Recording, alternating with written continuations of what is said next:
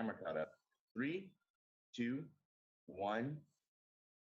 Hello, everyone. Welcome to our 4th episode of The Fluid Voice. I am your host or co-host, Ileani Clark, also known as Malleus Odium. I am joined by my astounding co-hosts. To my left, you can clearly see Ozma, known as Ozma in the Dark, also known as Alex. How are we doing this evening, Alex? I am actually doing quite well. I had a relatively good day, got a good night's sleep. I did no preparation, of course. I'm going off of mostly memory, but I think I got this. I think this week's an easy topic. It'll be fine. Well, we should have a great discussion. It's going to be very more free flow, and hopefully we'll get some calls in today. So, and then below Alex, we have the astounding and gorgeous Christy. How are we doing this evening, Christy? I've just taken a buttload of antihistamines, which aren't supposed to be suppository. So we'll see how that works out. I hope it's not that. And then of course, to our her right, we have the resident outsider, Perfict. How are we doing this evening, Perfict? Pretty good. I saw. I wanted to mention this. I saw on your Discord on your server that you had a conversation with Lawrence Krause. I wanted to from our conversation prior. How did that go out, or how did that work out for you guys? Was that a good conversation? Yeah, it went very well. Awesome. And maybe if at the end of the show, if any more people are interested in joining that for possible future discussions relating to that, we can share that later on, or you can bring up the detail if that's something you want to do. So, thank you. Well, tonight's topic is actually going to be a very important one. We're going to be talking more on the lines of just broad terms when it comes to trans representation. One of the key facets of this can be in regards to political candidates. It could be in regards to social media presences. It could be in regards to literally anybody that maybe one of the co-hosts or other individuals consider to be part of the best representation for the trans community. So I guess, does anyone have a specific person? Like if I said the word trans representation, who's the first person, I guess I would ask everyone in mind, who's the first person that comes to your guys' mind? Oh shit! First person that comes to my mind is Natalie from Counterpoints. ContraPoints. Yeah, ContraPoints. There. What sort of fan are you? Like, not even getting the name right. I tell you, yeah. Me, it's a tough choice because I said I did no prep. I did a little bit of prep. The smallest amount. So, like, 2 people come to mind. One person, I don't think I've watched a single show that she's been on. Laverne Cox is an easy first person to come to mind, but also Laura Kate Dale, also known as Laura K. Buzz, who is the person I know the most about and I care the most about for representation. Yeah, so I know Laverne Cox from Orange is the New Black. Where is the second individual she meant? Where's she at? She did a lot of video game reviews. She was one of the co-hosts on the Podquisition. I honestly never really watched that. Maybe I'm just behind the times on that. And obviously, she had a YouTube. I mean, she's not like the most popular, but she was definitely the first representation I know I personally cared about, so I have a bias. Well, I think we all have our own unique perspectives in regards to this topic, because it may have helped us designate our own identities in regards to our own experiences. And I think that's a key factor that maybe that was a turning point or helping point in regards to your situation. So, and I guess Christy, did you have anybody in mind if you heard the term? If someone just asked you, define trans representation? Is there anyone in mind that comes to you? Well, yes, and pardon me, I'm losing. I lost you for a second. There you are. Yeah, I'm. People don't know this about me, or they do. I'm a huge comic nerd. So, when they introduced the character of Dreamer on Supergirl, in the TV show, they cast a trans actress to play her. She's playing a trans character, and it's only mentioned 3 times. Let's see, she's been on a season and a half. It's been mentioned 3 times now. Only when it's relevant to the story itself. And that's it. It's not like, hi, we're going to talk about the trans thing today, like they did with Laverne Cox on Orange is the New Black. Gotcha.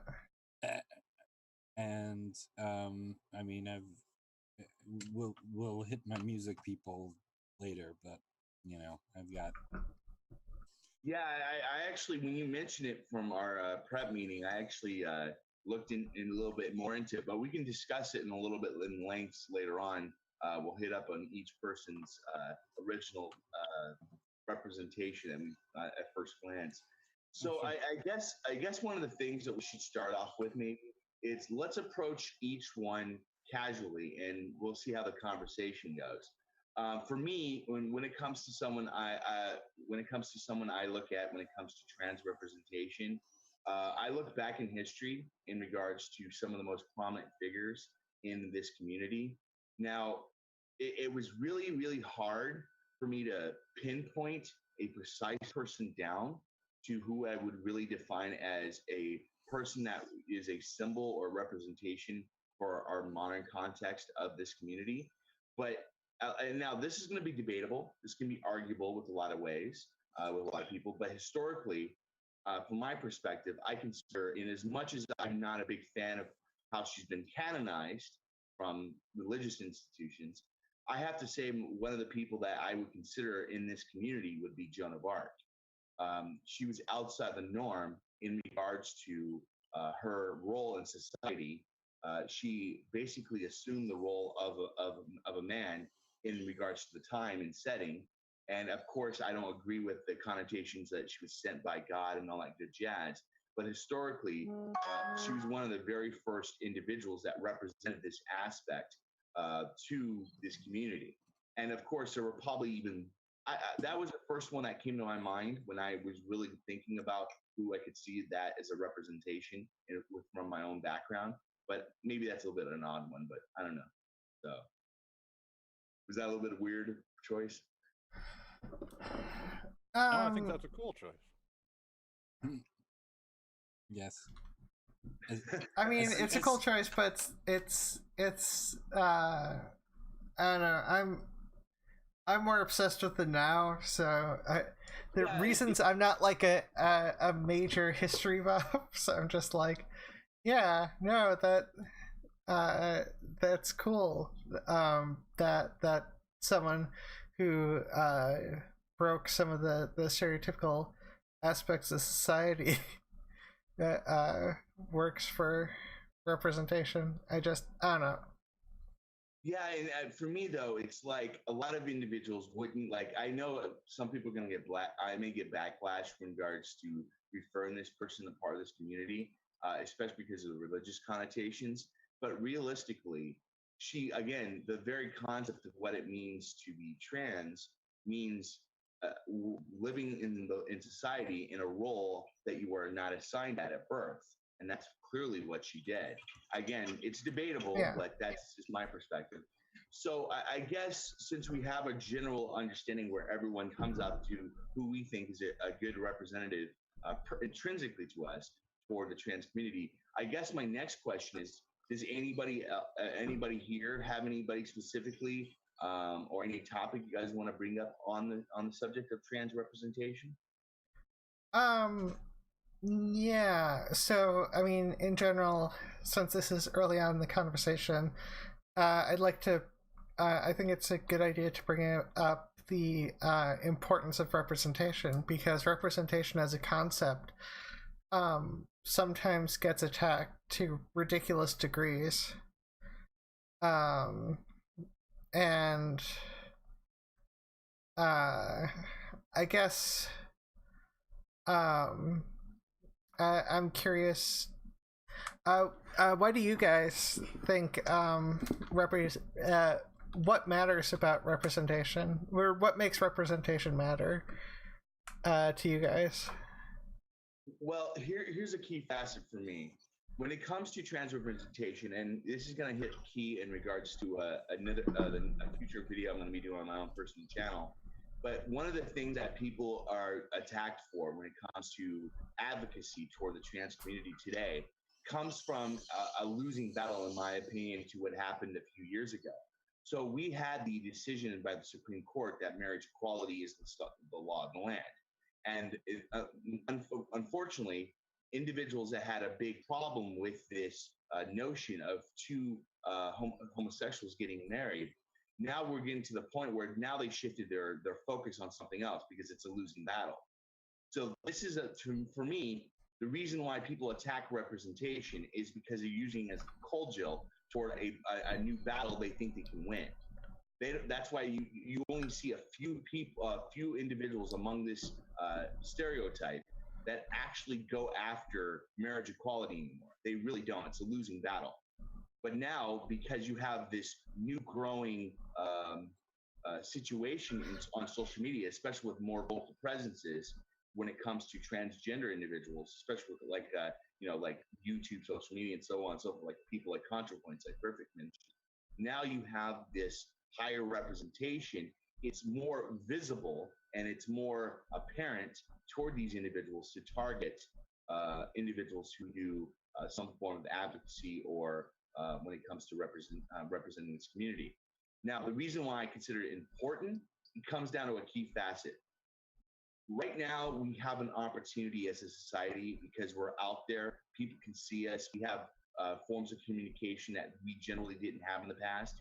Because of those notions, we have the ability to emphasize historically, scientifically, socially, when it comes to sociology, how this community actually exists in our society, and it make it more of a common thing, more of a norm that people generally in the past, or maybe even in the recent present, didn't generally accept.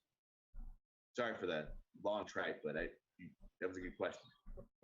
What about you, Christy? Yeah, Christy, Perfict. What do you guys think?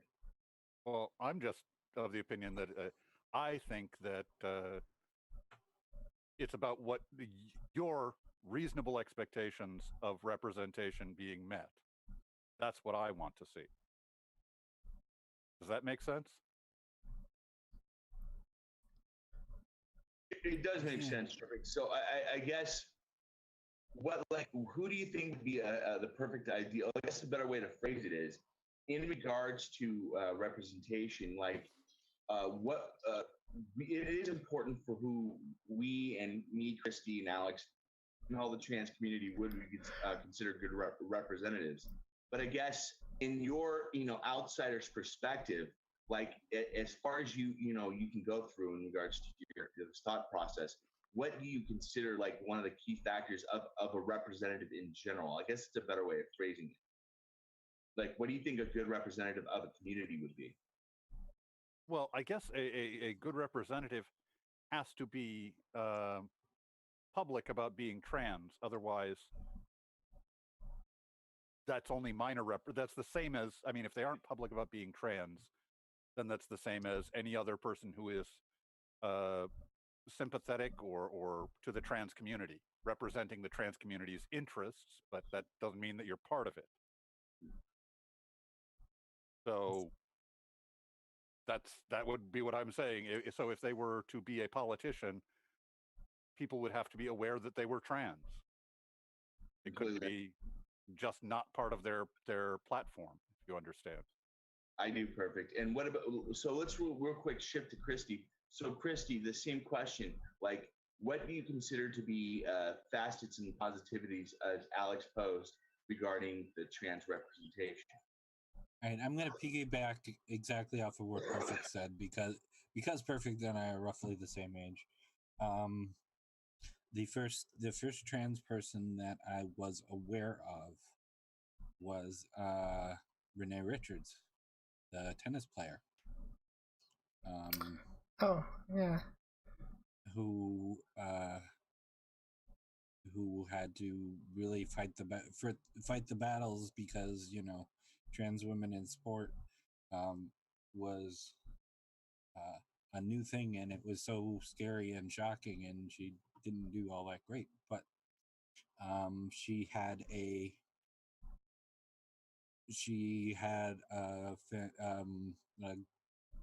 multi-gold medalist who was very much in her, supporting her and backing her in a lot of ways. And on my computer, I know she's a terrible representative now, but in the 70s, she was fighting the good fight. Caitlyn Jenner was. I have a great picture of Renee Richards and Caitlyn Jenner, and not Caitlyn yet, or not out as Caitlyn yet, obviously. From the 1970s while they were doing the fight. So I guess my question would be, in regards to that, like I'm not gonna lie, I don't know everything, and I'm pretty. I don't want to sound like I'm ignorant on this factor, but so what is the in regards to the tennis player mentioned when it comes to why are they so controversial? Like, because she was the first. I know she was the first, but what I'm talking about is what is she controversial today? Is she? Oh no, Caitlyn Jenner's controversial today. Oh, I got you. I apologize. I got mixed up. Renee Richards is a bit of old school transsexual, but she's in her 90s, so she's in. Did I say 90s? That was wrong. She's in her late. So she's. Oh fuck it, I'll look it up. It's actually it's on my screen. So. She's old. Who underwent sex reassignment surgery in 1975, United States Tennis Association denied her entry in the 76 U.S. Open, but she fought the man, and in 1977, the New York Supreme Court ruled in her favor. She also coached Martina Navratilova to 2 Wimbledon victories, and fuck you to Martina about that, just saying. And there's more. Because Martina is anti-trans sports people now, so that's just a side note. Yet Renee, when Martina was one of the first openly gay, Renee came out in her corner. So I'm sorry, yeah, but Renee Richards is the first person I ever saw on this. I mean, it was 10, I guess. And as much as I said my stepfather, who was an otherwise awful person, kind of understood, kind of had some idea what I was going through back then. He was a big sports person, and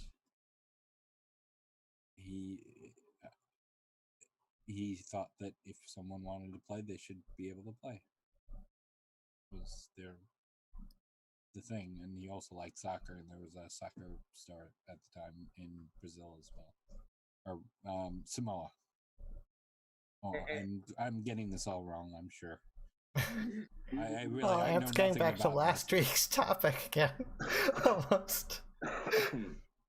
Yeah. No, but I was gonna say is I think that for me, this is one of the anomalies I've personally been seeing through my research going on my future projects I'm going to be working on personally.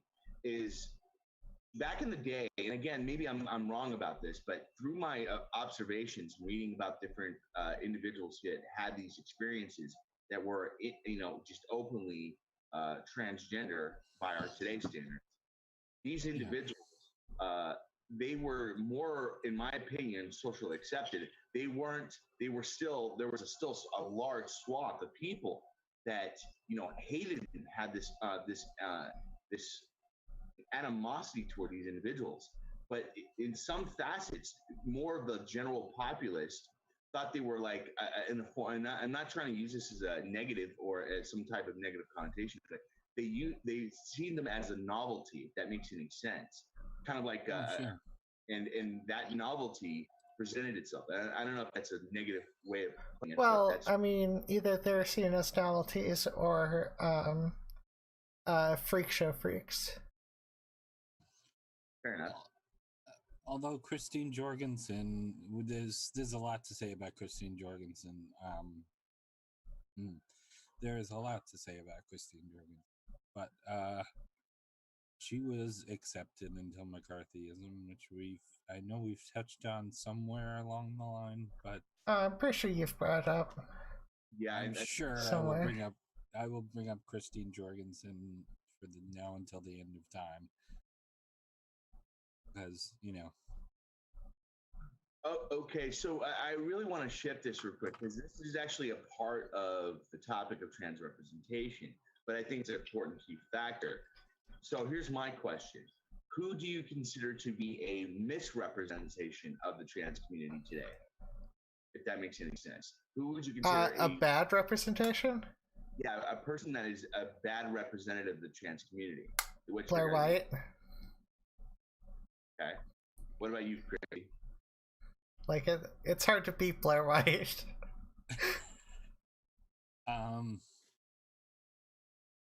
I'm gonna have to go with Jenner again, and yeah, I would Blair White. Yeah. Blair White was my first answer. Rose of Dawn, if we're going for YouTube celebs, but I actually think Rose of Dawn is much more hideous than Blair White.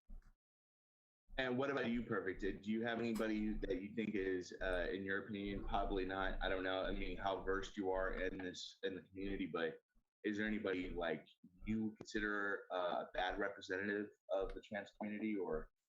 The only person I could think of was Blair White, because so many trans people that I know are so outraged about the representation she put forward. Yeah, that's partially because she argues against legally being transgender. Well, let's talk about Blair White. Okay, let's be fair. I'm gonna try to be fair and balanced here, but I also consider Blair White a really bad representative of the trans community for one specific facet. So this comes. I welcome anyone to do this. I was actually going to make a video about this, but at the last minute, I decided not to because I didn't want the headache. But recently, Blair White did a video 2 days ago, where she was talking about a trans woman who was a convicted sex offender, and they committed a lot of atrocious acts, like 15 acts in regards to these crimes. And the state, I think of Iowa, if I remember correctly, is releasing this individual because they deemed them no longer a harm to society because they are currently transitioning. Now, if you watch that video from Blair White, it goes into deep. Blair White states that this is the reason why this individual is being released early from incarceration, which is half the truth. This is, again, one of the problems I have with Blair White. I'm going to be upfront and honest about it. Blair White, and I would say even also Rose of Dawn, like you mentioned, Christy, does this exact same thing. They literally state half-truths or leave out information in regards to the actual topic they actually address. So in that video, if you actually look up Josie Smith, the person on the sex offender registry, right? You actually go for the information. Come to find out that this individual committed these crimes and was sentenced for these crimes when they were 15 and 16 years old. Yeah. They're 23 now. So can anyone guess why they were probably released early, other than the topic of them being trans? Can anyone guess what the other reason it could, logical reasoning be? They were convicted as a minor. Very good. And ironically, if you watch that video from Blair White, she fails to mention every single aspect of her video. The person who was The crimes that this person committed were atrocious, and they should not be anywhere praised. But at the same token, the crimes, the sentences for these crimes in the state of Iowa is a life sentence. And the Supreme Court in the United States has deemed getting a life sentence to a minor is unconstitutional. Yep. That is the circumstances of why this person was released early. On top of them, of course, also being trans. That was a factor into it as well. But that's the reason. Yet a person like Blair White, and she does this all the time. I mean, literally, I could demonstrate with evidence that she does this all the time. This is the narrative. This is the actual thing that Blair White does. Is she leaves out context to the actual subject multiple times to try to paint this community in the worst possible light. To, in my opinion, again, I am going to describe this one facet purely for financial gain. That's, in my opinion. People can remind me on later on. So, what are you guys' opinions on that? She's such well. If before we actually hit Blair White and Rosa Dawn, one of the things that should be stated straight out: I don't care if you're a conservative trans person. I don't see why you would be, but I kind of like that we're in a place where that can be a thing. So you have, say, Sam Phillips and Miss London, who are perfectly fine people. If you're for your online celebrities who are both conservative,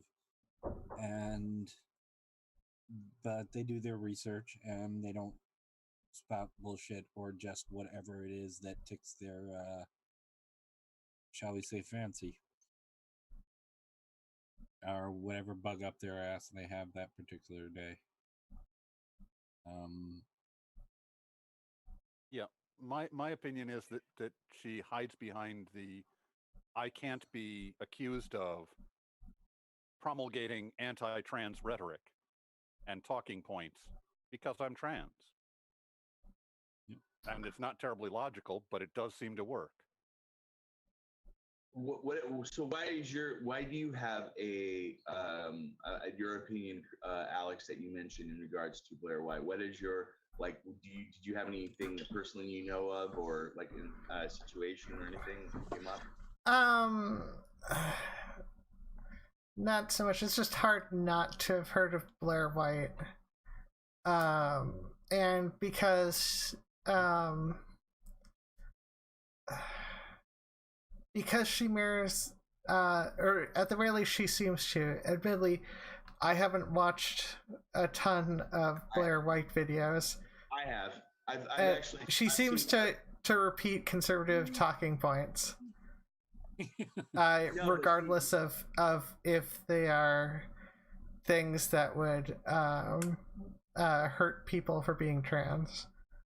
Yeah, and go ahead, Alex. I apologize. Oh yeah, and every once in a while she brings up like genuine points, oftentimes with trans medicalist views.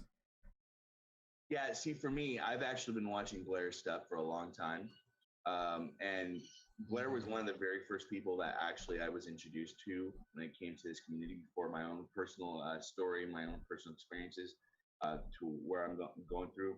But I've just seen a downward decline toward this individual regarding how they portray the trans community. Again, we can all have disagreements of this individual, but this goes into another individual that recently had a kerfuffle with Rationality Rules, which was Sargon. So Stephen Woodford did a video, and he was talking about the nut picking fallacy. And ironically enough, that kind of falls in line with her as well. She does this all the time. Again, maybe people have different opinions on that. I'm not trying to praise anybody here, but I'm only mentioning that because someone else mentioned it. So yeah.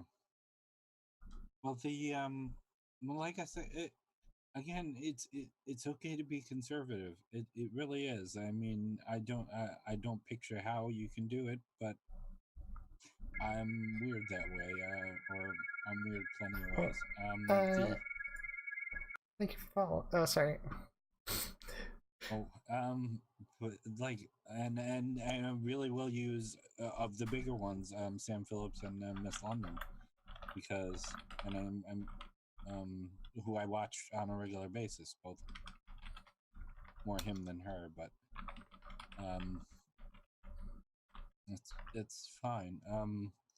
If you really want the bad trans representation, the two they trot out all the time as whipping posts, or one is a self-whipping post and one is a what was the name of that one individual that I guess she had some? She's from Canada, I think. that's I'm getting to Jessica Eve.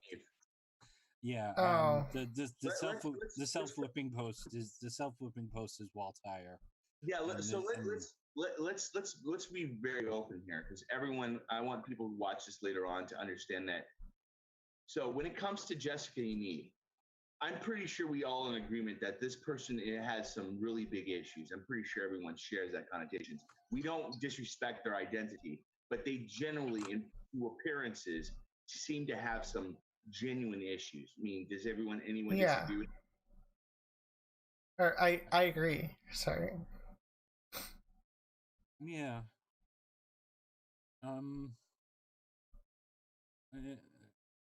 But Canadians. No, I'm about to have people mass from down the street because I live right on the border. No,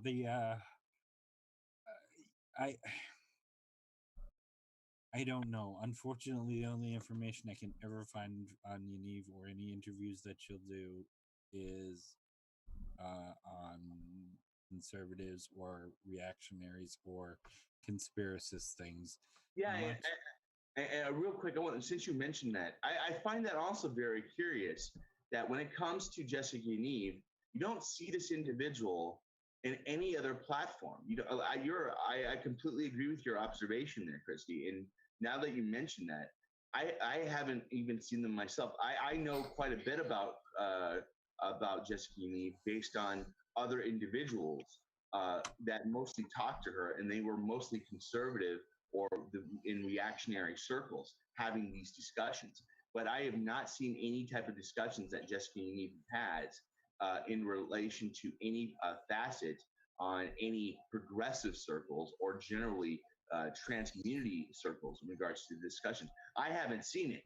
I'm more than welcome to anyone to show me that, but I haven't seen it. And I find that very curious. If this person has such a disdain and has such a confliction with people that generally are in opposing trans advocacy circles, and she's only willing to appear on conservative circles, why is that? That's a very interesting question to pose.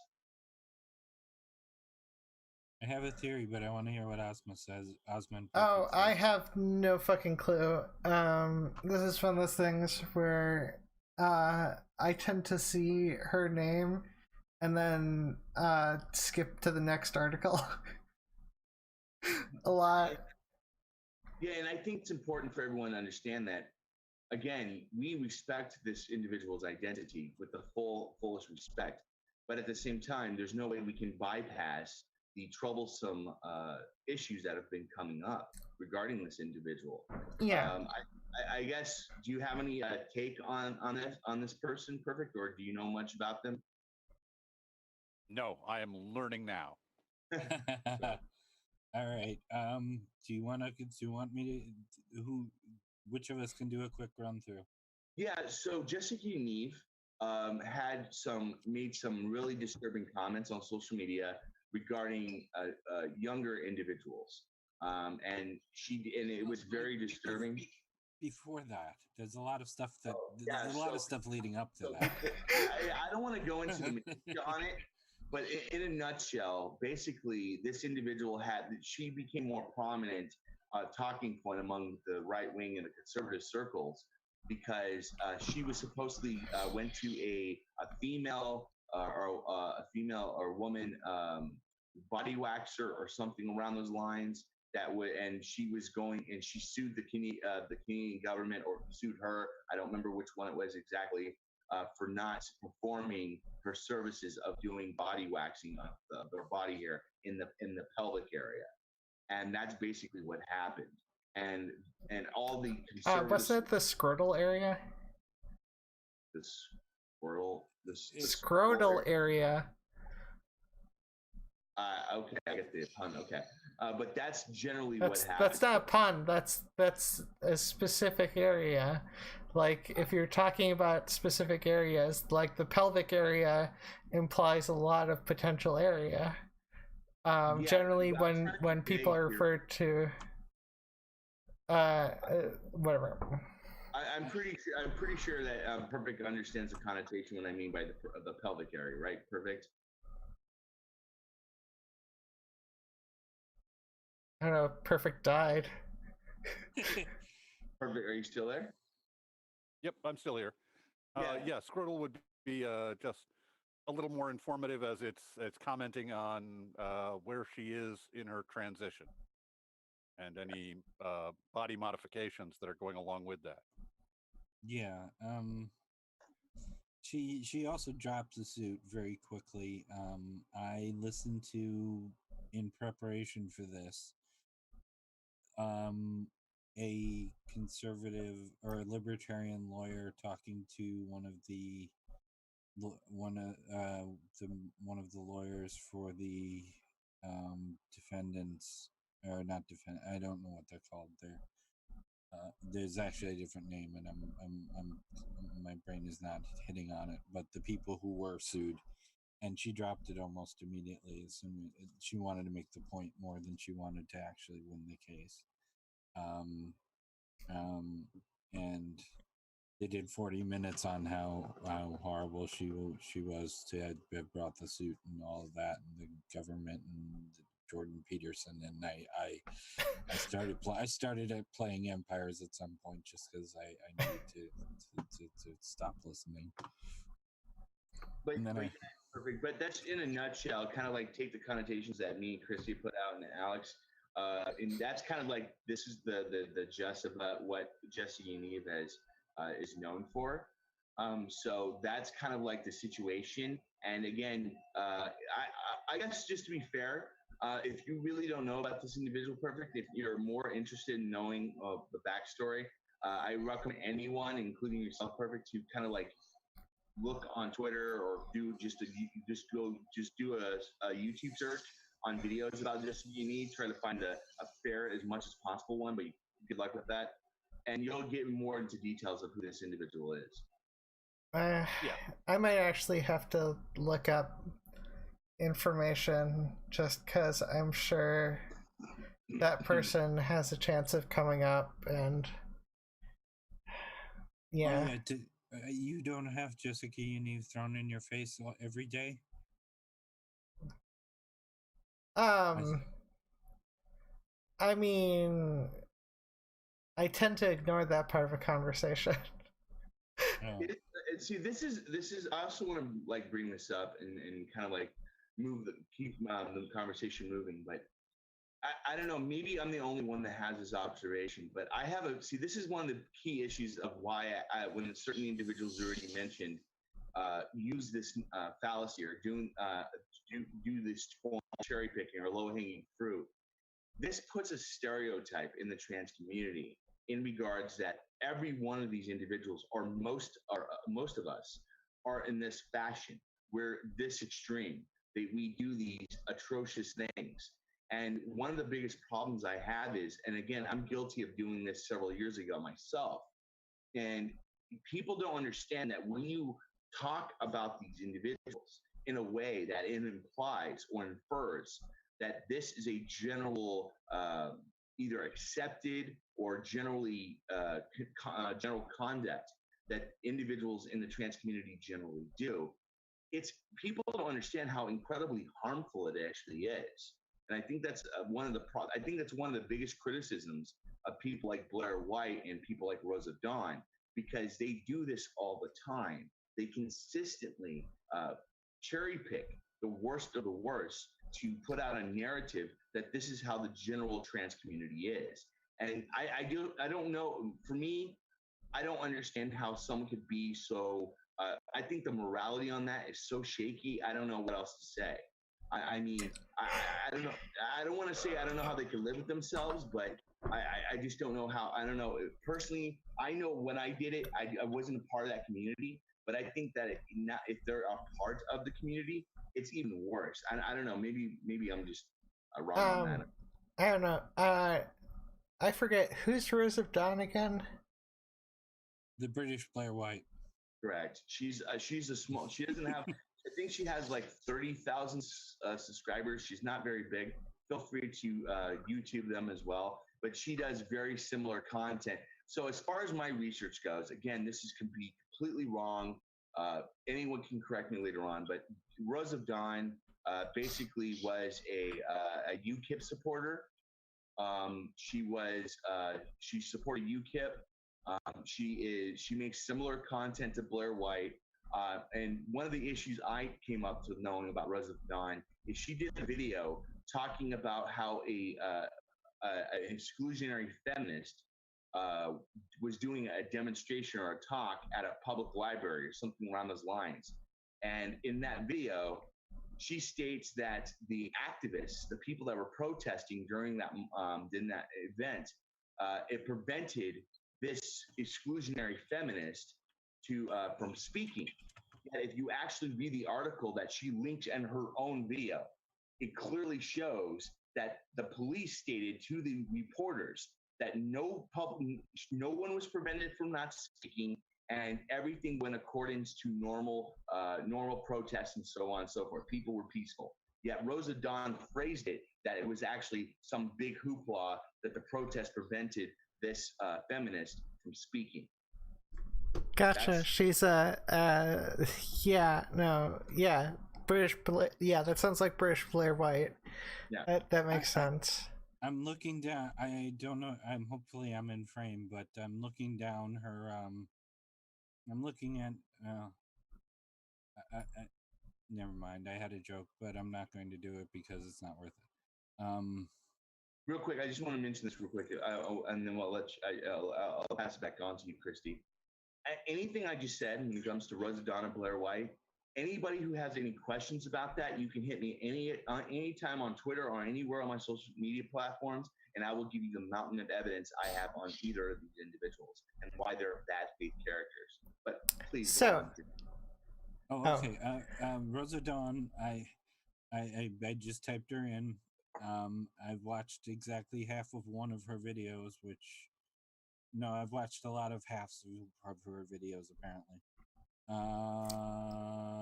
Okay. She has 28K, so I thought her reach was a little bit bigger actually. The amount of views she has on her various videos is a lot higher than her sub count.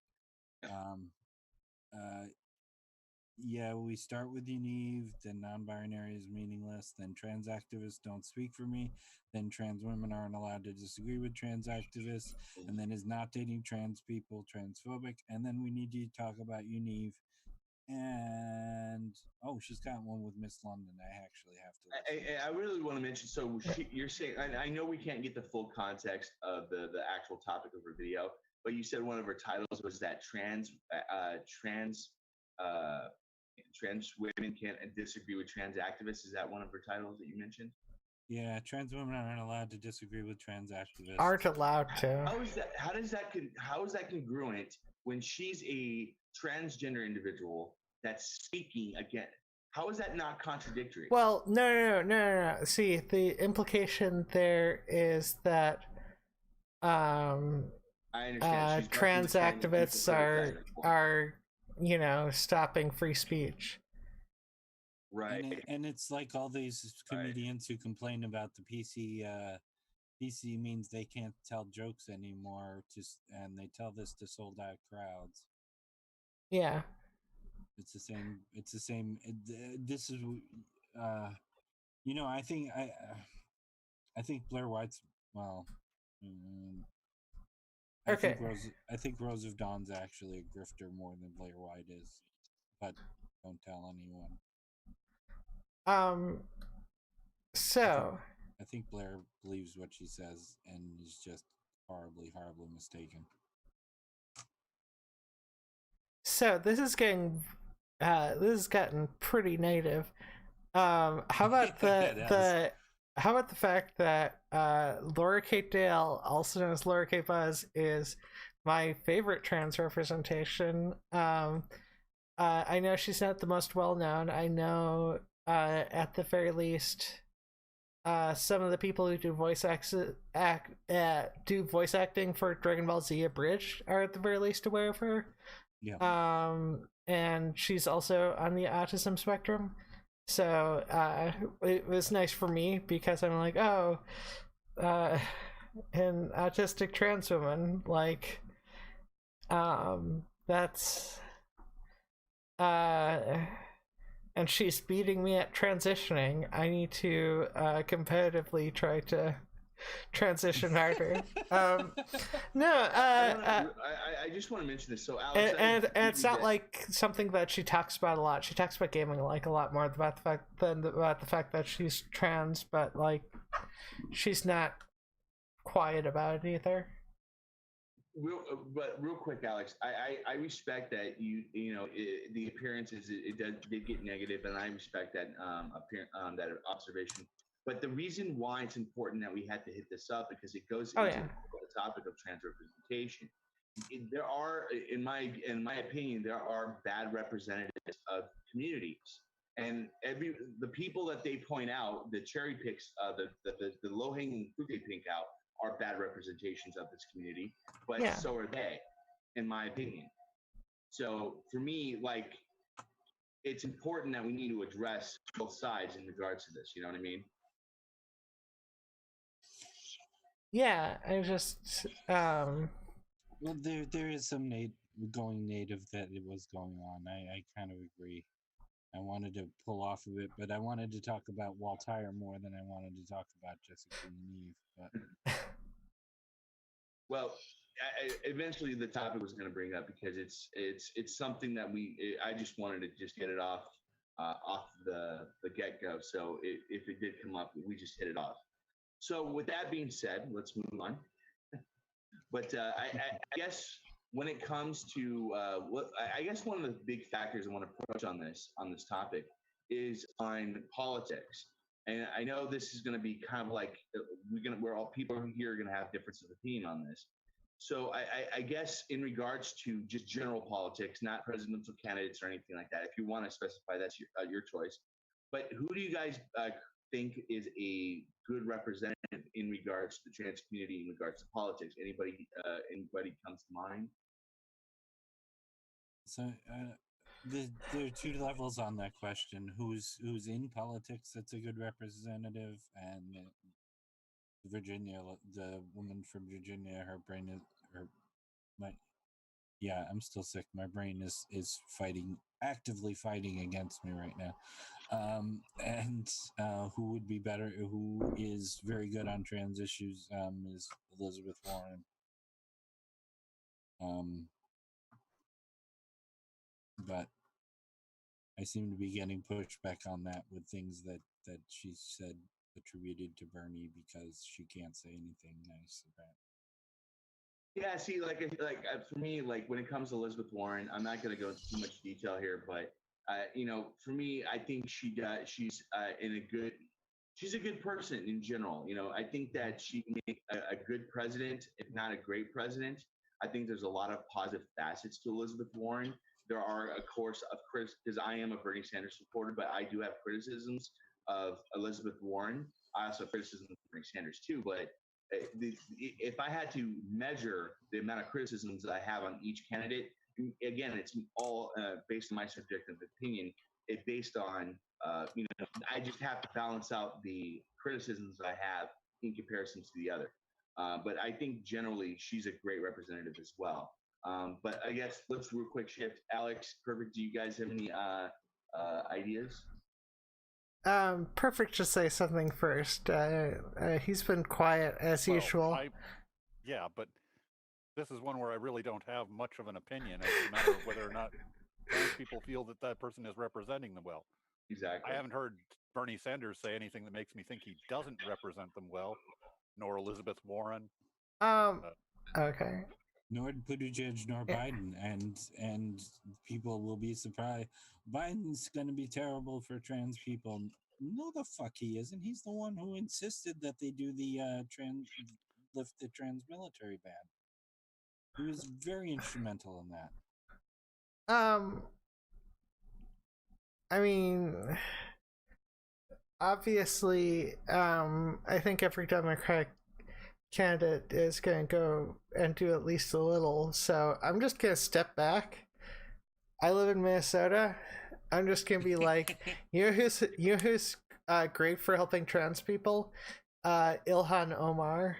I know she's actively gone out to actually interact with trans women.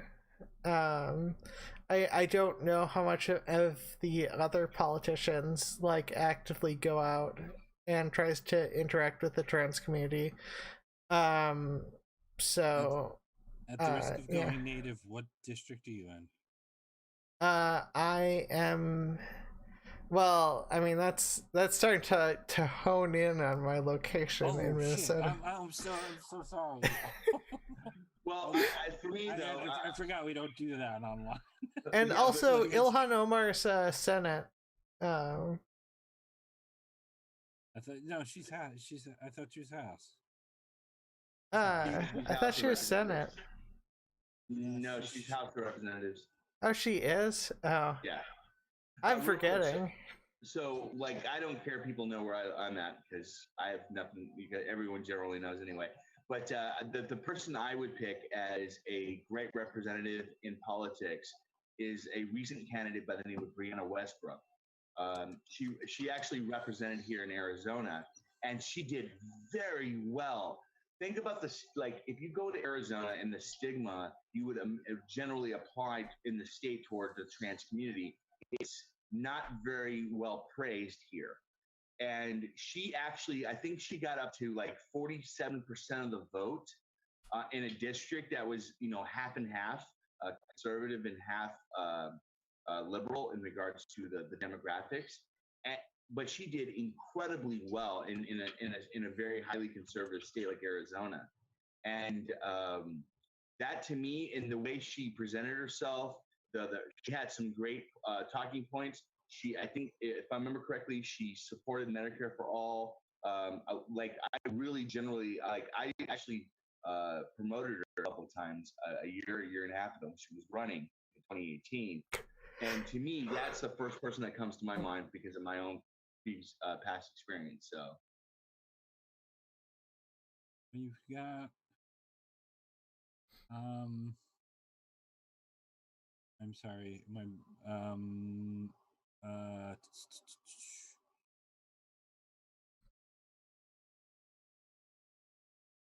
okay, yeah, I'm not going to be able to sort through this in quick enough.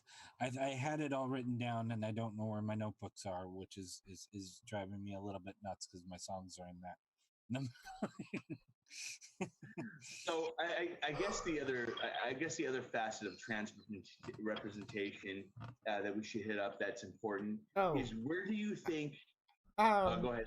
Before Alex. that, it is getting around call-in time, so correct. If anyone wants to call in, they can. Correct. On our Discord. In about 10 minutes, but no, we're not doing the call-in on Discord.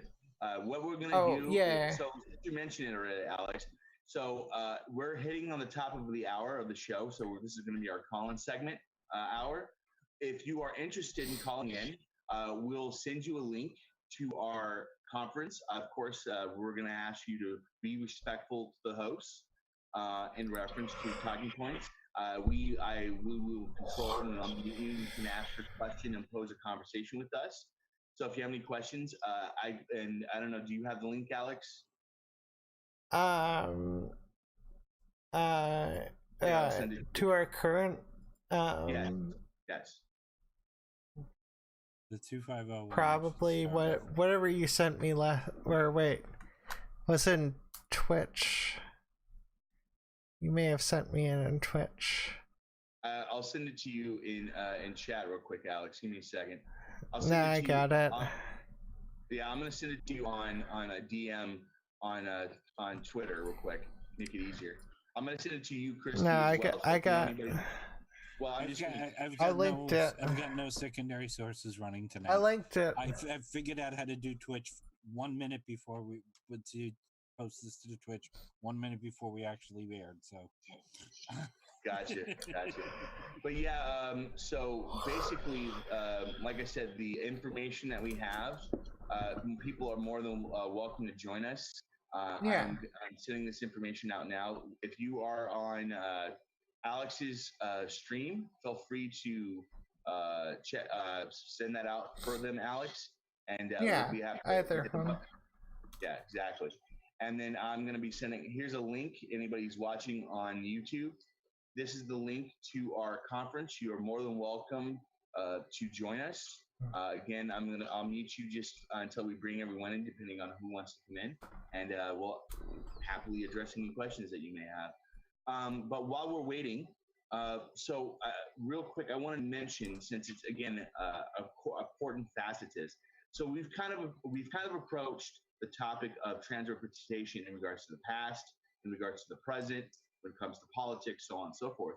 But I think the key important factor here that we need to really approach is, where do you think trans representation needs to be to adequately demonstrate or represent? I guess better question, where do you think the trans community or the trans representation needs to be? Like, is there a projection, or is there an idea you guys would like to see this community or this type of occurrence happening in society? Like, where do you think it should be, or where do you think it's going to go? I have a simple answer to this. I think it should be something that brings other members of the community up instead of kicks them down. Because I think it's a net loss if you kick down other members of the community. And when you mean kick down, like, what do you generally mean, Alex? Like, okay. So, I know this might not be the best example, but obviously, rationality rules eventually agreed with Essence of Thought and reframed Essence of Thought's arguments to kick Essence of Thought down. So, like, whether intentionally or not. So I have a problem with that, because I don't think it strengthens things, because the number of people that get kicked down end up eventually outweighing the people who end up with the popularity because of it.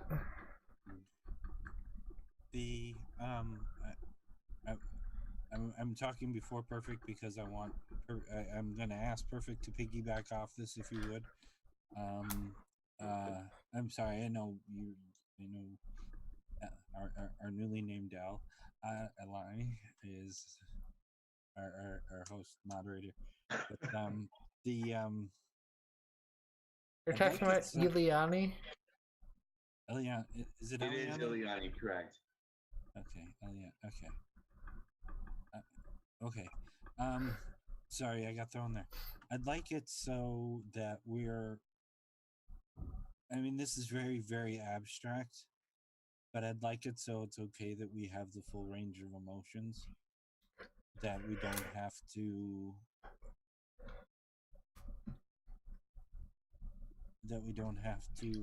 constantly, okay, here I am talking about this again. I'm not allowed to get mad because then people will think I'm, some kind of raging lunatic activist, which I am, but I'm a very calm raging lunatic activist.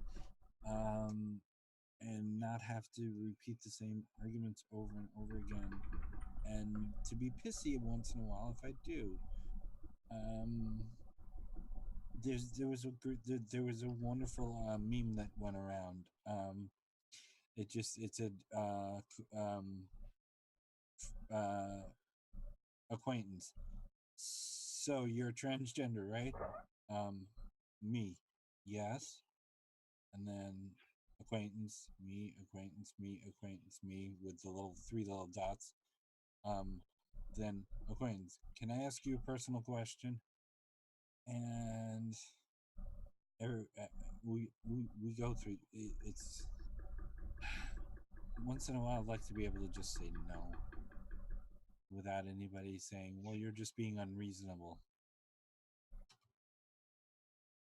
Yeah, and I think that's a huge issue that a lot of people who are doing some type of advocacy toward the trans community is. I think one of the biggest situations is there's such a stigma still in society in regards to this community that if you try to do any form of common sense advocacy toward any topic regarding people's personal experiences, there's again, maybe I'm wrong, but again, this is just my opinion, but I think there's just an initial pushback that you're going to perceive, no matter if you saying something in common sense. I don't know if people disagree with that or not, but like if you mentioned something like you should respect a person's identity, you should respect a person's will to live a certain way, you'll get that pushback. I mean, maybe anyone here disagrees or what? Yes. Oh shit. I've had I have to go for a minute. Okay. I've had a friend express just very similar idea of it's a tremendous burden to continually be called upon to represent a whole community and to know that when you're talking, even though you're talking casually, if you say something wrong or you say something right, but you say it wrong, that you can be betraying friends that you really value, and that they would look on it as a betrayal, the way you behaved, the way what you said, and that's really wearing, and that trans people suffer that weight an awful lot because people want to talk to them and they expect them to be a representative of their community.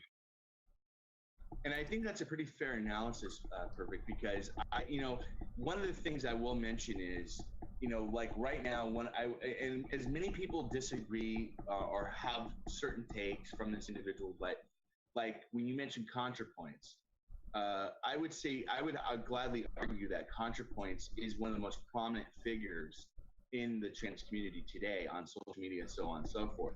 And one of the big facets in regards to that is sometimes I'm not trying to say that she's not strong enough to deal with it. I'm not saying that give her any reasoning, but for me, I think it is what you mentioned. It is somewhat a disadvantage that a person like ContraPoints has in regards to how much people look up to her or have her as like this bastion of the trans representation on social media.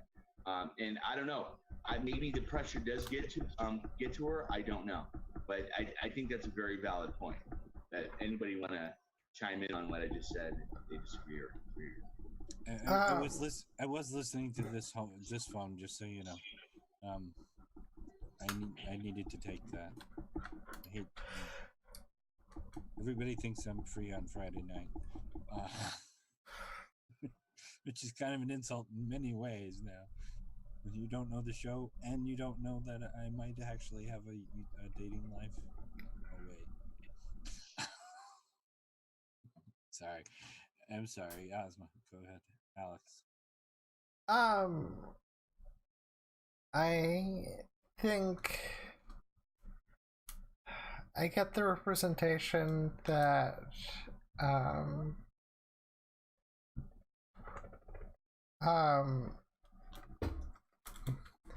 ContraPoints and Vosh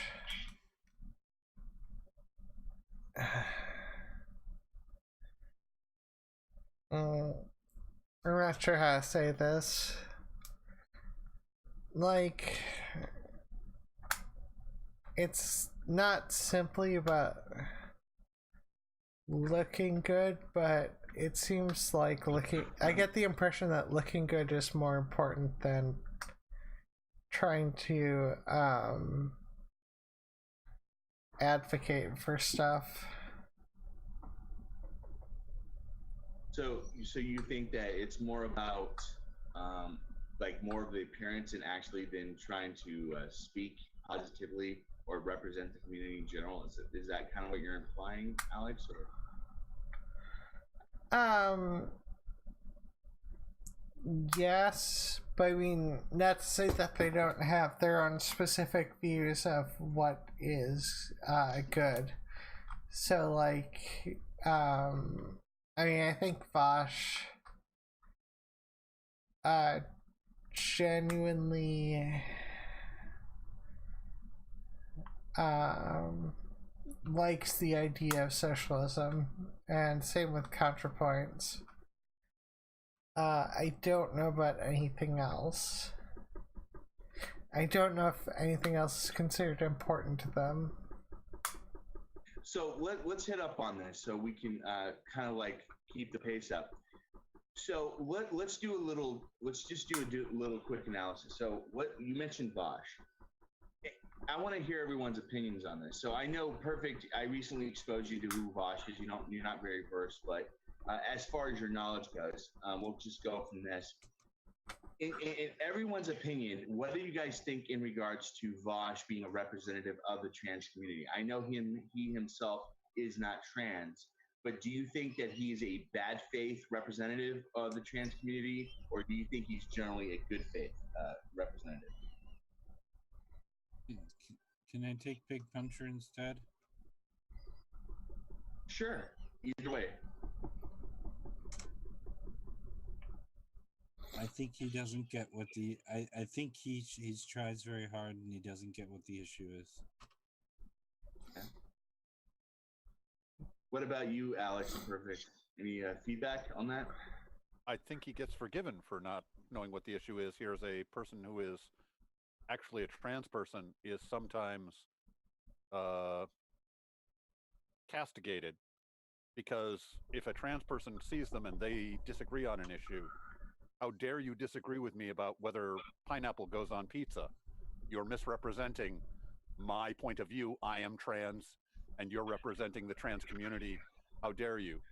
But that I view as being, you also get a lot of viewers, and if you're going to be a public figure, you got a lot of people who tuned in to watch you because you were trans and they felt that you would be representing them. And so when there are people who are angry at you for not representing their particular view on something, that's kind of part of what you signed on for. I was talking about the people who they're just out with their friends, and then at the drop of a hat, they can be called on to represent the community. Oh, yes, that. I'm sorry, I missed that.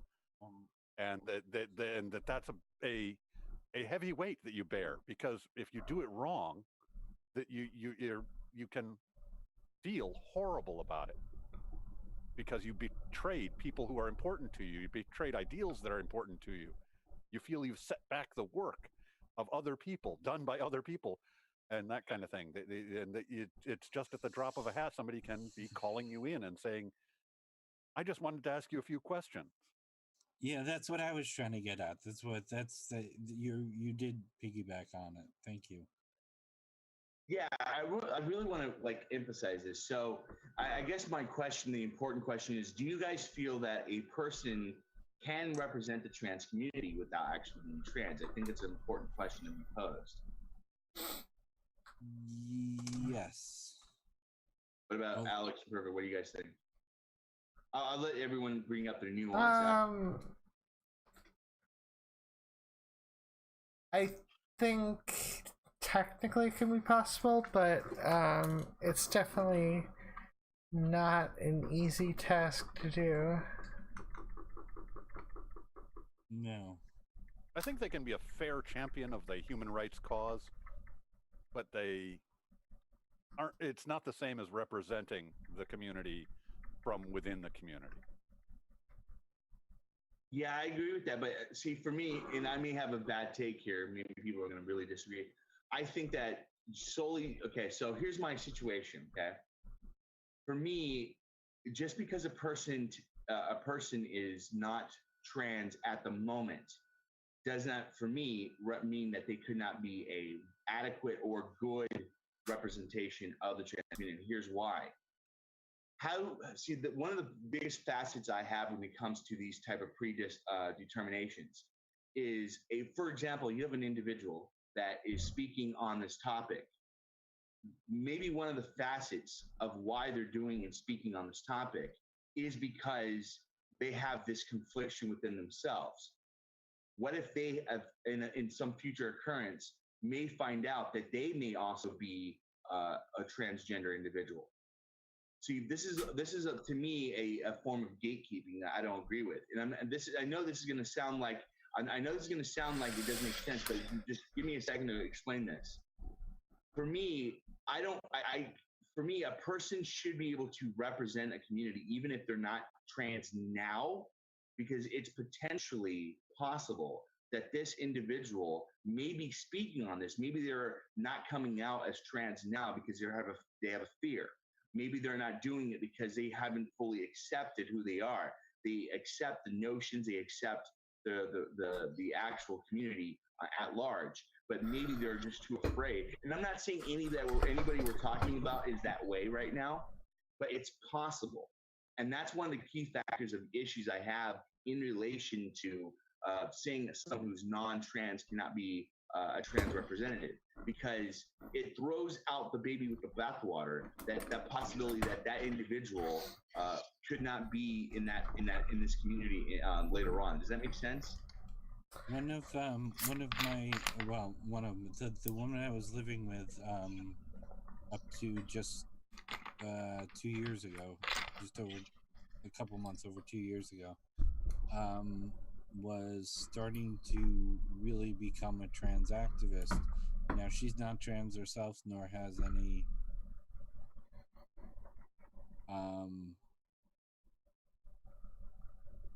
or she doesn't, or she didn't think she had any dog in the fight, but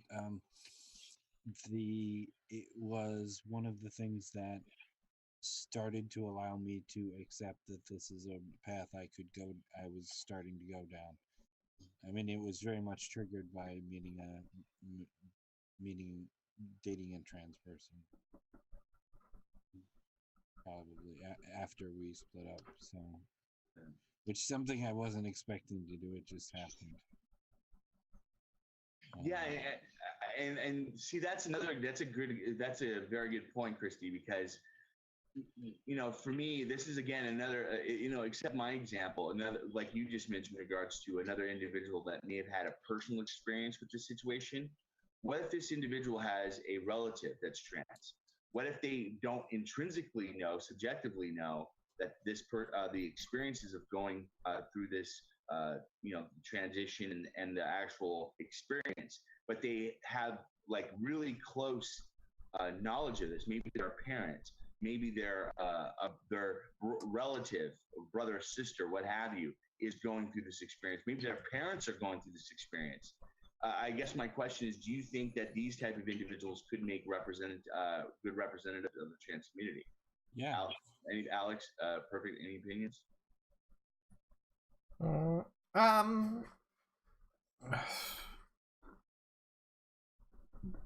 This is a hard one.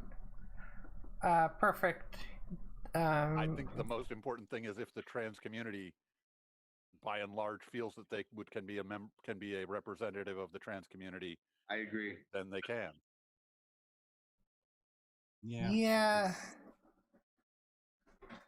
That's essentially the most reasonable approach. Yeah, see, and if I can just emphasize this, and this is again one of the key facets I have, is for me, like, this is one of the things, this is one of the issues of why I try to, emphasize this so much, is it's so hard to make descriptions in regards to what potentially may come up in regards to future occurrences. And this is one of the things I try to avoid the most, is because if you look at my own example, my own life, and what I went through, and everything you guys have told you guys in the past in regards to who I was, Mm-hmm. If at a time you had an individual that was like had this a narrative put in front of them, and where they said, "Oh, you can't really be a representative of the trans community. You're not trans, or you will never represent us good enough." I agree that generally you do want the trans community at large to view this person in a positive light. That's important.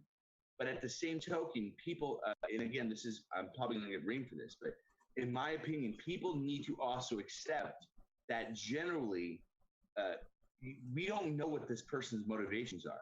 We don't know what we don't, for me, I have a hard time describing if a person is a good or bad representative, because you don't know what may happen in the future. Now, it's true that we should not base our judgments today on the possibility of the future, but I think it is a crucial factor for us to keep in the back of our mind. If we don't, we have a chance of alienating someone that may not feel welcome in this community at a later time. There's a lot of nuance to it, if that makes any sense. Sure. It's so hard here because yes, I want allies, and allies are great. The only times allies are a pain is when they try to speak over us, and other than that, I don't really care. I think it's great to have them.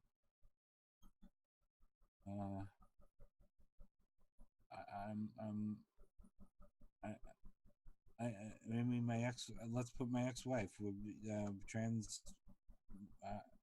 I'm here. We have a trans child, which is, a thing. And she tries to be the best that she can be about it.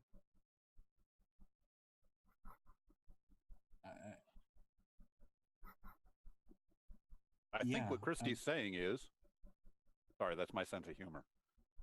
Yeah, please do that, because I'm so lost right now. I'm trying to figure out how to say this without being. Well, no, I was speaking over you. See, that was. Oh, I see. Oh, my brain is not working. Real quick, Alex, check chat real quick. Sure.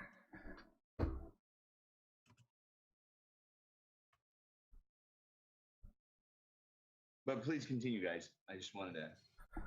Well, look, my ex-wife doesn't get it perfect, and she said stupid things like, okay, I wasn't going to use stupid. See, that's why it's one of the things I was trying to avoid.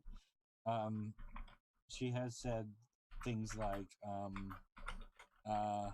dead naming is an insult to the parents. Is calling it a dead name is an insult to parents. Not really asking first what it means to us. There we go. Dead naming? You mean declaring your old name dead? Or just saying that was my name. That is not my name. That's they call. I'm sure there's a song about that. That's not my name. Yeah.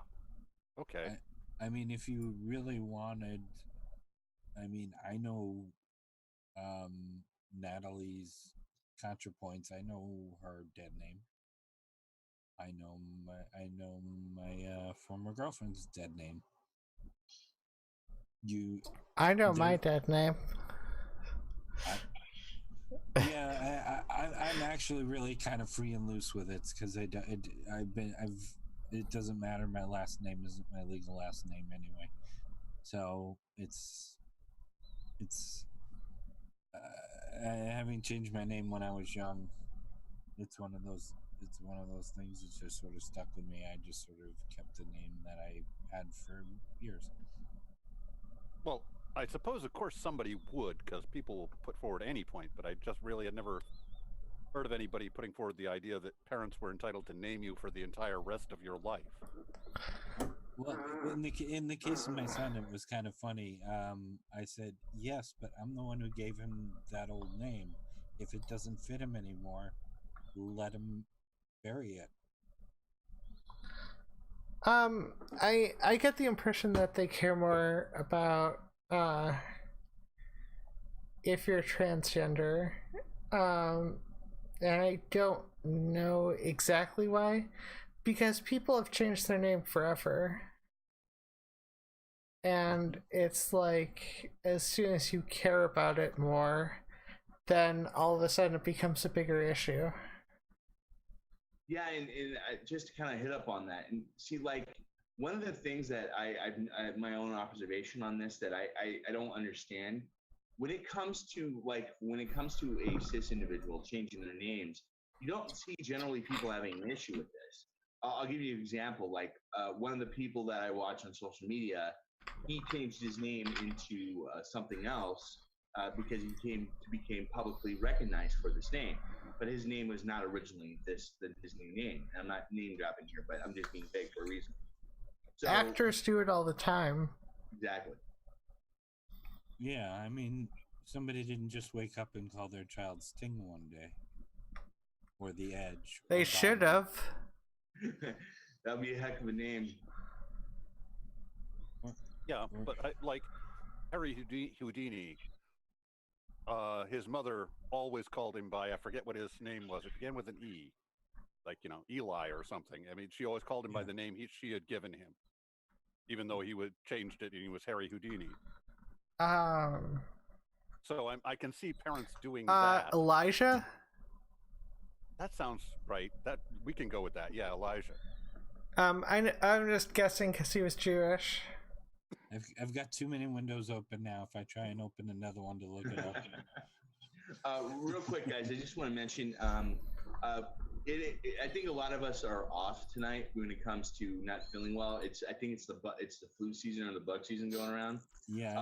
So we've had a great discussion. I think we've hit up a lot of the topics that we want to hit up. Speaking on the topic of trans representation, it all comes down to subjective viewpoints.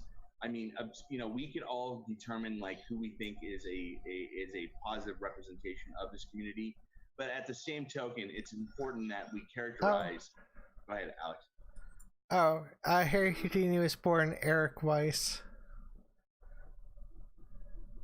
That's Weiss. We have a viewer. We have real quick. I just want to emphasize this quick. Zavros said, I sat in on a court hearing with a young girl who wanted to change her name, and the judge explained why she thought it was important to make it so difficult to change it. Essentially, your name is your identification for society. Since you are a part of society, you need to demonstrate to that society a viable reason exists to change your identifications. Celebrities are a different story, and I generally agree with these hours. So good comment there. Thank you for that. I'm surprised he woke up.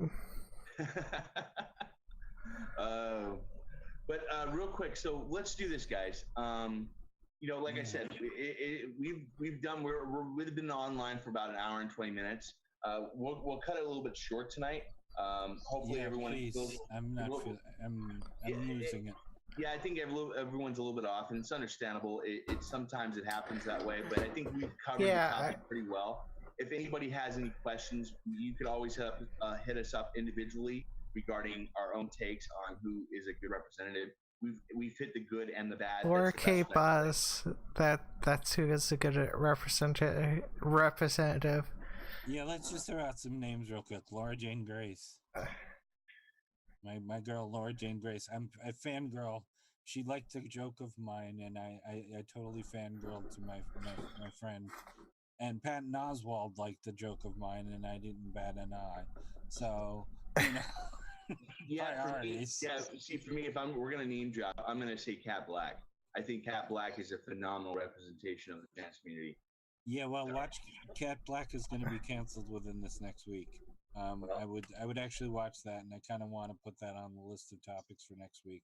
And I really want to put the concept of detransitioning on the list, which is what Cat Black is about to be canceled for. What was it? Degenerate thing. The person I was also have been on YouTube with. Not me. I mean, I would say to you. Who are you I would talking agree about, with Alex? you, I want to say she's degenerate something on YouTube. Oh, Degenerate. Oh, it's Degenerate. Okay. Yes. So- That makes sense. So we'll actually go over like after the live stream on like what we think we can shoot up real quick. But Okay. let's do the wrap up real quick, guys, out of respect for everyone. So hopefully everyone Sure. feels better next week. But Alex, I know you got your channel, we got all your promotions below. Anything coming up next week that you have any plans on social media? Or, I still plan on talking with you about the Holocaust? basically what I want to talk about is the Holocaust, and definitely the parallels to that are often compared with the ICE and the general opinion on, you know, how that's correct, how that's an unfair comparison, stuff like that. Just like the good and the accurate and the inaccurate. Yeah. So just to give everyone a little bit of background. So when I went to school, I actually studied, I went to college for 2 years to go near an associate's in history. One of the things I focused on was World War II and the Holocaust. So look forward to that. I'm going to look forward to that discussion as well, Alex. This is actually one of the fortes I do have in relation to this topic. So we're going to be doing a lot of correlation. And one of the things I'm going to look forward to that, Alex, is I don't know your own past in regards to your family heritage and such with this topic. You don't have to bring it up now. We can bring it up later. Well, I was born and raised Jewish, and I went to synagogue, so it was hard for them to not talk about the Holocaust. Well, no, I was talking more. The two most the memorable things about synagogue. I didn't stay very long, but I remember us talking about the Holocaust, and I remember there being apple juice, and that's it. Yeah, but I generally I think I figured that, but no, what I'm talking about more is like, did you have any relatives that went through it? Did you know anybody? No, because my parents converted from or my mom converted from Catholicism to Judaism, and my dad converted from Seventh-day Adventism to Judaism. Oh, we can have an interesting story about the Seventh-day Adventists, Alex. Oh yeah, no. My dad knows they're ridiculous. That's why he converted away from it. No. But that's not the thing though. Like I grew up a Jehovah's Witness, and Seventh-day Adventists are distant cousins. But we can go into that. So, but real quick, out of fairness, Christy, do you have anything coming up this week, or are you have any projects going on? Yeah, I've got. I didn't record that new song. I was so sick this week. I said Jessie Ginger or Jessie Earl, depending on whether you know her on Twitter or on her channel, was supposed to be my guest this week. Alex filled in. Alex was going to be my guest this week. So Jessie and I have scheduled. Actually found a time, so we're scheduled. Hopefully for this we are scheduled to do this week. For Tuesday night, 7:30 Eastern. And this is going to be on your channel with in the description tab below, correct? If it says Christy Abbey, that's the one.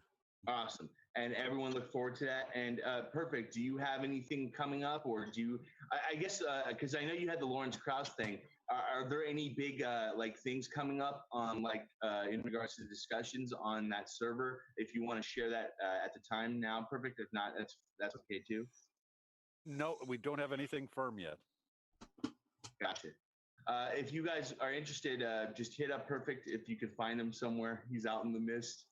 But hey, guys, I greatly appreciate you guys' time tonight. Sorry if it's a little bit short. I was looking forward to hopefully getting some calls. We didn't get anybody. But that's kind of a thing. We're a brand new podcast. We've only been doing this for about 3 weeks. So, you know, it's something that has to grow. Well, we're on week 4. Yeah, this is week 4. We're on episode 4. So technically it's 3 weeks from the first episode, so. Correct. Oh yeah, that's true. I forgot how to tell time.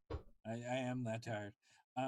Before we go, the way I made it sound is like I'm really excited about Jesse, and I'm really dissing Alex over here, which I'm not, because I really enjoyed the hell out of Well, Alex's. And anybody who missed it should go back and watch it because it was kind of cool. I agree. In fact, you should, whenever you can, go back and check out any of Christy's interviews, because you've interviewed like veterans, I know, and you've interviewed like a lot of different people. And I think me and you, Christy, had something planned for like next month in a discussion. Yes. We don't know.